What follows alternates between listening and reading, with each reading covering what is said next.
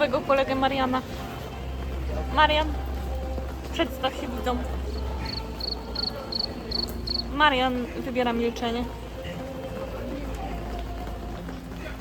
i dostojność.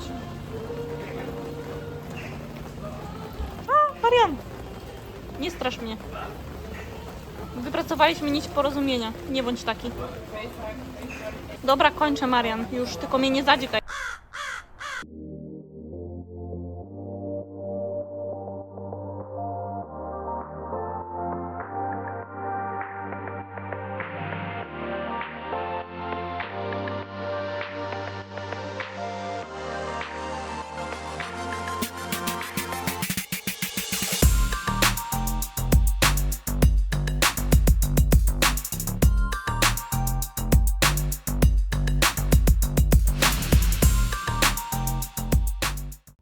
Hejka z Holandii.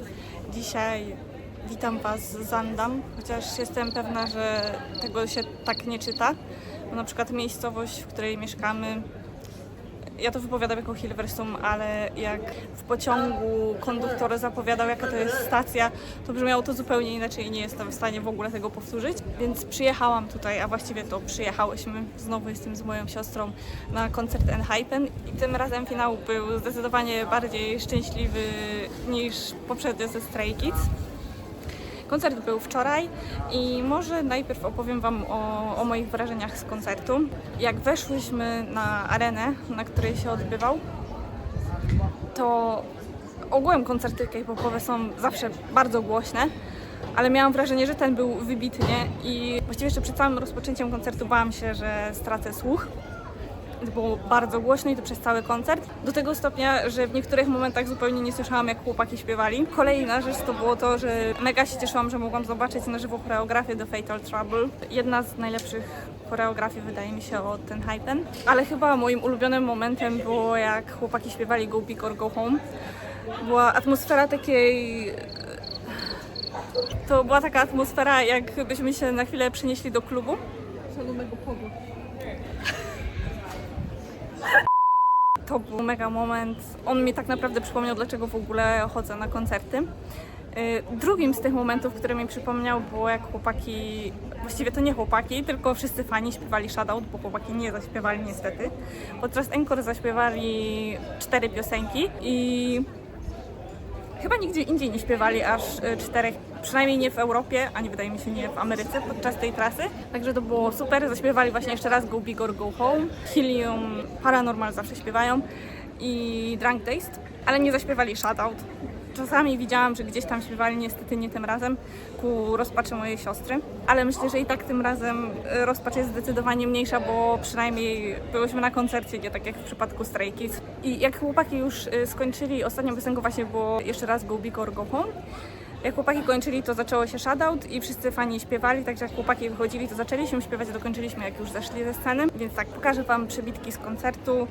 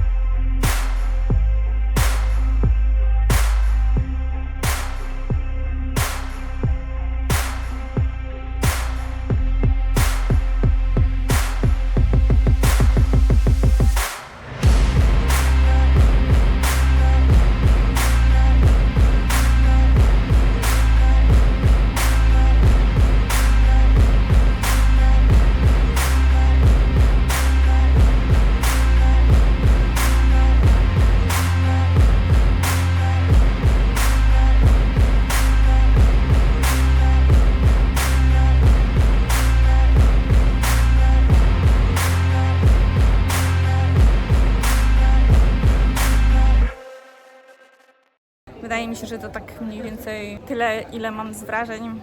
Oczywiście było super. Nie wiem, co jeszcze powiedzieć.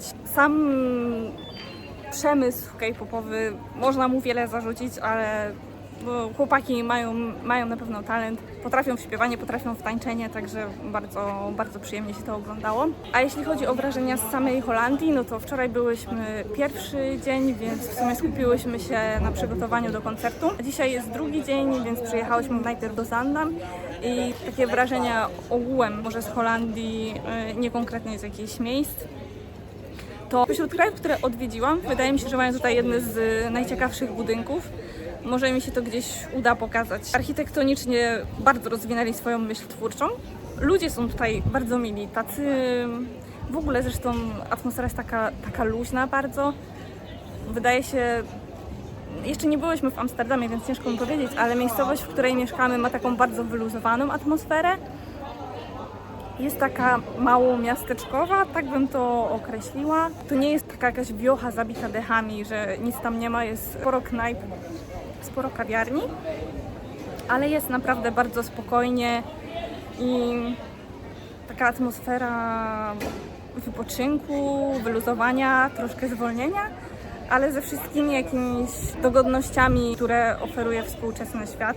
Oczywiście znowu nie gwarantuję, że będę miała szansę coś jeszcze do Was powiedzieć, ale jakby co, to oczywiście Wam pokażę. Także zapraszam. Pogoda jest tutaj troszeczkę kapryśna, ale to nic, jakoś damy radę. Wczoraj w ogóle była burza przez chwilę, na szczęście wtedy jadłyśmy w restauracji.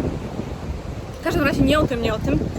Chciałam jeszcze jedną rzecz dodać, że oczywiście pierwsze co zrobiłyśmy, decydując się na koncert ENHYPEN akurat w Amsterdamie, to było to, że w sumie uznałyśmy, że nigdy nie byłyśmy w Holandii, więc sobie pojedziemy.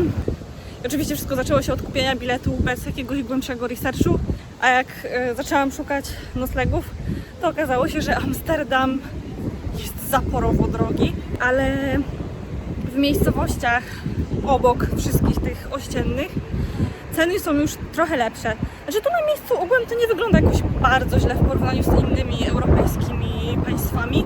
Raczej ceny są dosyć zbliżone, może minimalnie droższe, ale jest ok. Natomiast noclegi są absurdalnie drogie. I tak, jeśli chcielibyście, to polecam właśnie w tych takich ościennych miejscowościach, mniejszych miasteczkach. I na przykład od tej miejscowości, w której my mieszkamy, nazwy nie odważę się powtórzyć, ale napiszę gdzieś tutaj na ekranie, to pociągiem jedzie się 20 minut. Te pociągi w ogóle są super, bo są bardzo czyste, a w sumie nie wiem, chyba aż tak bardzo się tego nie spodziewałam w Amsterdamie, że akurat one będą takie czyste, ale w 20 minut można się dostać bez problemu, więc wydaje mi się, że to jest chyba najlepsza opcja, jeśli chodzi o nocleg.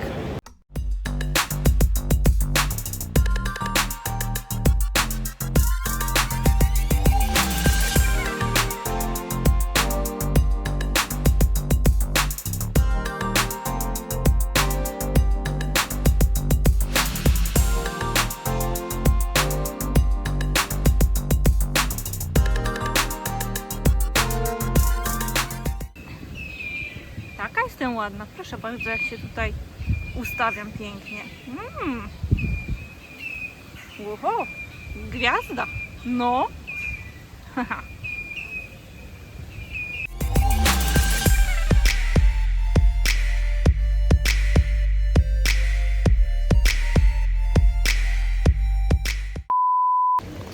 Dramatyczna sytuacja z ulic Amsterdamu. Pamiętacie, jak mówiłam, że w sumie pogoda wcale nie jest taka zła mimo tej burzy? Otóż teraz jest. Idziemy w deszczu. Lunęło tak znienacka. Normalnie 2 sekundy się rozpadało. I czekajcie, sytuacja jest ciężka. I mamy parasol, ale tak wie, jeżeli jesteśmy tak całe, mogę kończyć tę relację, ponieważ sytuacja jest aż tak dramatyczna, że nie jestem w stanie dalej Wam raportować.